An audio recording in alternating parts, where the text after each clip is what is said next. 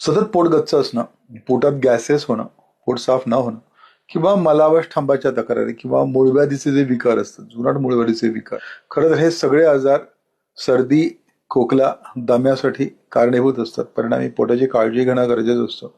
वारंवार उपवास करणं, भूक मारणं किंवा भुकेपेक्षा फारच कमी खाणं हे खरं तर त्रासदायक असतं.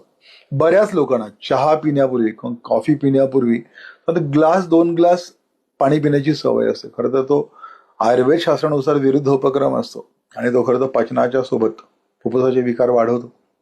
वारंवार जुलाबाची औषधं घेण्याची सवय असते. ज्यांना मलावष्ठांबाच्या तक्रारी असतात ते वारंवार काही ना काहीतरी जुलाबाची औषधं घेत असतात. खरं तर वारंवार जुलाबाची औषधं घेणं किंवा गरज नसताना पंचकर्माचे उपचार घेणं हे दोन्ही जे प्रकार असतात ते खरं तर रिस्पायरेटरी सिस्टीमसाठी घातक असतात. त्याच्यामुळे रिस्पायरेटरी सिस्टीम वीक बनते. तळलेल्या पदार्थांचा अतिरेक किंवा सतत सकाळ संध्याकाळ, काहींच्या बाबतीत मी बघतो प्रॅक्टिसमध्ये सकाळ संध्याकाळ तांदळाची भाकरी असते.